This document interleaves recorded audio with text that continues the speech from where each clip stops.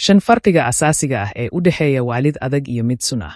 Waa maxay faraqa u dhexeeya waalidiinta adag iyo waalidka sunta ah? Waalidiintu waxay ku socdaan xadhig adag oo u dhexeeya dejinta xuduudaha iyo kobcinta koriinka dareenka. Way fududahay in waalidka lagu calaamadiyo sida adag ama sun adoon si dhab ah u fahmin waxa ka hooseeya ereyadan. Marka hore, labaduba waxaa laga yaabaa inay u muuqdaan kuwa dalbanaya ama sharcigu wado. Laakiin meel dhow u fiirso, oo farqigu waa kasii cad yahay weligii. Iyadoo waalidnimada adagi ay ka iman karto jacaylka iyo rabitaanka ilaalinta, barbaarinta sunta ahi waxay inta badan ka timaadaa qaababka shucuureed ee aan la xallin iyo arrimaha xakamaynta. Waa kuwan dhammaan waxaan u baahanahay inaan ogaano farqiga u dhexeeya barbaarinta adag iyo kuwa sunta ah oo ka baxsan si cad. Barbaarinta adag ayaa dejisa xeerar. Dhammaan waalidiinta ku dhaqma sharciga waa inay xakameeyaan. Waxaa jira farqi weyn oo u dhexeeya dejinta shuruuc joogta ah iyo ku dhaqanka shucuurta. Waalid adag ayaa laga yaabaa inuu yiraahdo horta shaqada guriga hadhow ciyaar, laakiin waalidka sunta ah ayaa laga yaabaa inuu ku xiro qiimaha ubadka si uu u gaaro, keliya kuwa sare ayaa mudan jacaylka gurigan. Barbaarinta adag waxay diiradda saartaa anshaxa iyo qaab dhismeedka, halka barbaarinta sunta ahi ay inta badan soo gasho meelaha dareenka. Kaliya uma sheegto ilmaha waxa la sameeyo, waxay u sheegtaa sida ay dareemayaan, inta badan way iska eriyaan ama eebeeyaan dareenkaas. Haddii aad rabto warbixintan oo kale fadlan guji sabskaraabsi. Aad u hesho warbixina intaan ka badan ha iloobin inaad nagu soo biirta mahadsani. Waalidiinta adag waxay filayaan ixtiraam. Carruurta adeecda waxaa mar walba korinaya waalid wanaagsan. Waxaa jira farqi macno leh oo u dhexeeya dhaqanka ixtiraamka leh iyo aamusnaanta cabsida leh. Waalidiinta adag waxay baraan carruurta inay si xushmad leh u muujiyaan khilaafkooda. Way qiimeeyaan wada hadalka xitaa haddii ay ka hor imaanayso xeer. Waalidiinta sunta ah, dhinaca kale, waxay la mid yihiin khilaaf iyo caasinimo. Ka hadalka dib waa la iqaabaa, lama fahmin.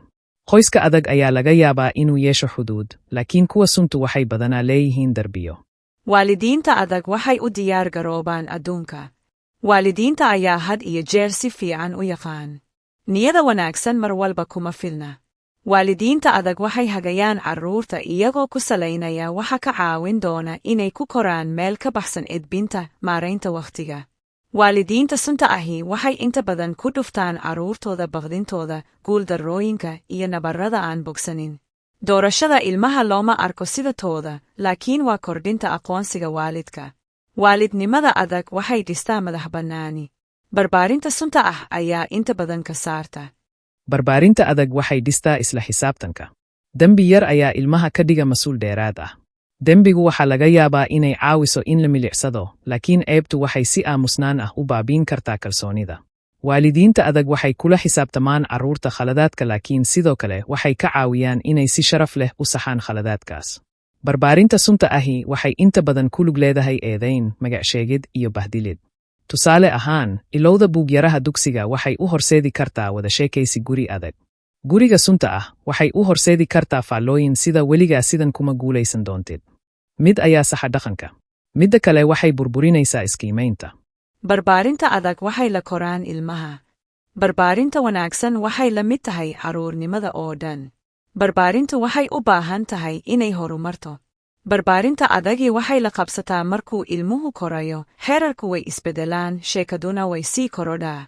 Si kastaba ha ahaatee, barbaarinta sunta ah, si kastaba ha ahaatee, waxay inta badan diidaan inay la qabsadaan. Waxay ku dhegan tahay xakamaynta xitaa marka ilmuhu u baahan yahay xorriyad uu ku koro.